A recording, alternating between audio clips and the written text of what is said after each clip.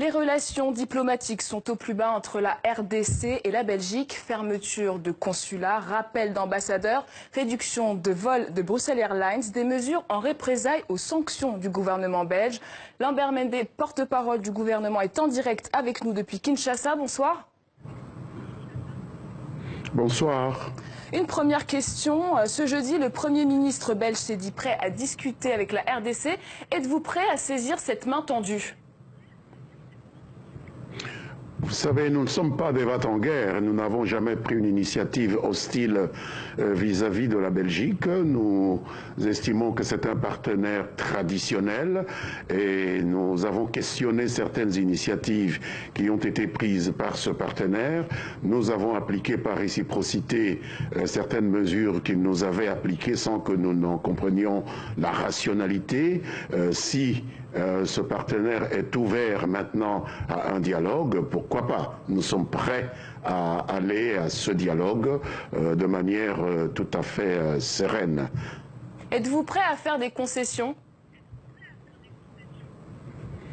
Mais nous ne sommes pas en guerre avec la Belgique, que je sache. Nous devrions d'abord comprendre ce que ce partenaire nous reproche. Nous avons difficile à savoir exactement ce que nos partenaires belges nous reprochent. Nous n'avons pas de contentieux particulier en ce moment. Nous avons enregistré des positions, des saillies, je dirais, hostiles vis-à-vis de notre gouvernement, des attitudes qui consistaient à nous opposer les uns aux autres entre nous Congolais, à nous opposer avec d'autres pays européens et d'autres pays de la communauté internationale, puis les sanctions s'en sont suivies, auxquelles nous avons répondu par mesure de réciprocité. Donc il faudrait d'abord que nous comprenions pourquoi cette attitude hostile avant de pouvoir savoir s'il y a lieu à faire des concessions et s'il faut les faire.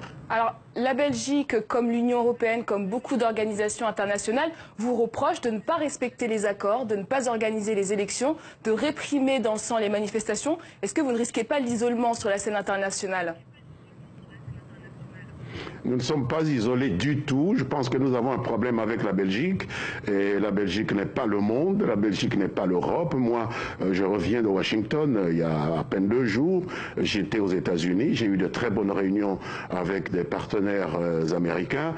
Et je me demande en quoi un accord entre les Congolais concernerait la Belgique pour qu'il y ait un problème s'il y a des difficultés d'interprétation au niveau de cet accord. Nous avons nous-mêmes institué un comité national de suivi de l'accord qui est chargé de gérer ces problèmes-là. On n'a jamais attitré qui que ce soit en Belgique pour pouvoir assurer le suivi de cet accord et encore moins prendre des sanctions au cas où il y aurait des problèmes. Et à ma connaissance, on ne nous définit même pas le type de problème parce que l'accord est en train d'être mis en œuvre de la manière la plus régulière qui soit. Les élections sont programmées. Il y a le processus de recensement des électeurs qui vient de se terminer dans le Kasaï où nous avons eu quelques retards et les élections sont programmées pour le 23 décembre 2018 comme prévu par l'accord. Nous nous sommes concertés, gouvernement, Comité national de suivi de l'accord et commission électorale nationale indépendante. Donc je ne vois pas pourquoi est-ce qu'on devrait prendre des sanctions contre nous. Alors le président de la CENI a indiqué il y a quelques jours que... excusez-moi. Excusez-moi. Le président de la CENI a indiqué il y a quelques jours qu'il pourrait y avoir un report à cause des troubles en Ituri. Qu'est-ce que vous répondez à cela ? Je pense que s'il y a une guerre qui éclate quelque part, je ne vois pas comment on pourrait organiser des élections dans une situation de guerre, mais à ma connaissance, donc ça veut dire que les élections seront reportées ? Maîtrisée. Ça veut dire que les élections peuvent être reportées aujourd'hui ? S'il y a un tremblement de terre en France, madame, il n'y aura pas d'élection en France aujourd'hui. Si Paris disparaissait sous une avalanche, je ne sais pas, ou une bombe atomique, il n'y aurait pas d'élection. C'est une éventualité, mais à ma connaissance, l'état-major général des forces armées a annoncé avoir rétabli la situation en Ituri. Donc, cette éventualité vient d'être écartée et nous attendons les élections sereinement pour le 23 décembre 2018, comme prévu et comme accepté accepté par toutes les parties. Mais l'opposition vous accuse de semer le chaos pour ne pas organiser ces élections. Que répondez-vous à ces accusations ? Je pense que si l'opposition était d'accord avec nous sur tout, elle ne serait pas une opposition.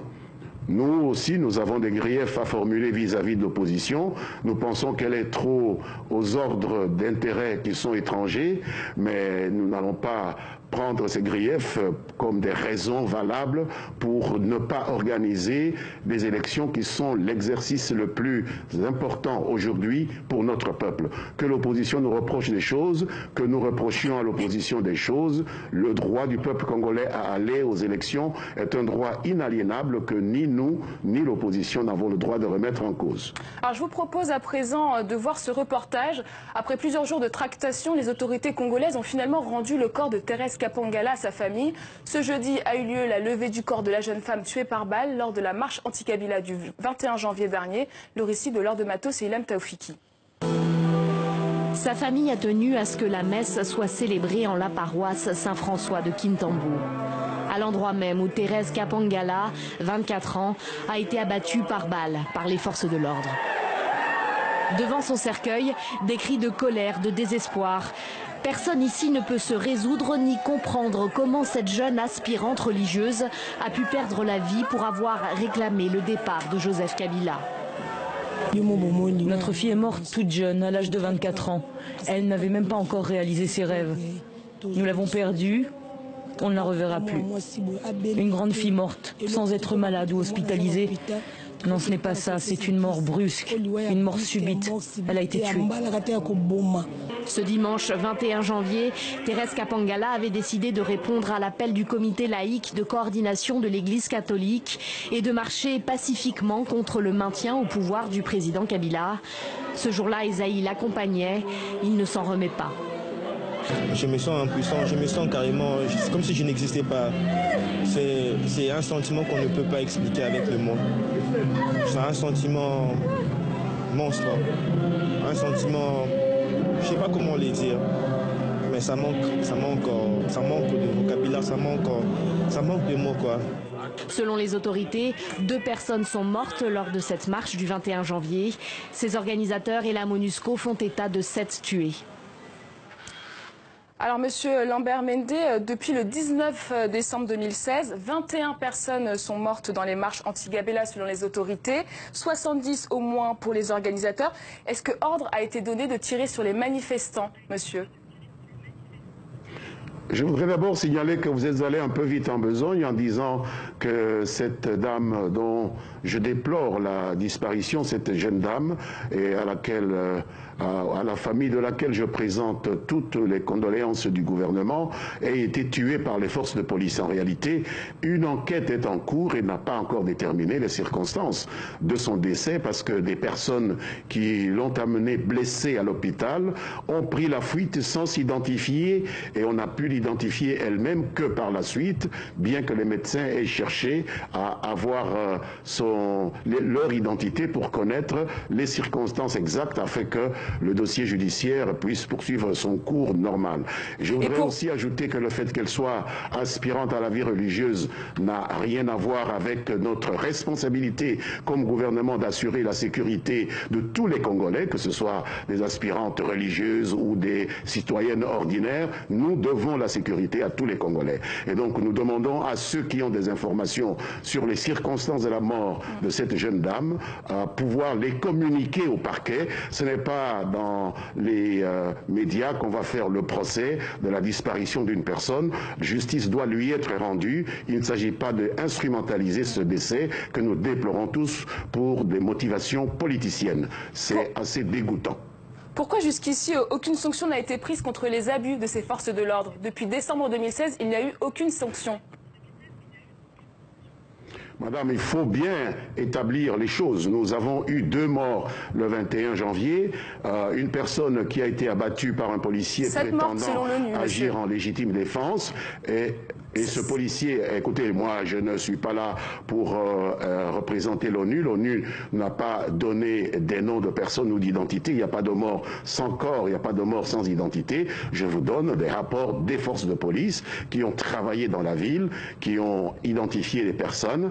Et ce policier qui a dit avoir tiré en légitime défense, après une enquête, nous avons établi que ce policier n'était pas en légitime défense. Il a été arrêté. Aujourd'hui, ce policier est poursuivi et des sanctions sévères vont être prises contre ce policier par la justice militaire. Dire qu'il n'y a pas de sanctions, c'est un peu fort du café. Donc ça, c'est des choses qui se font.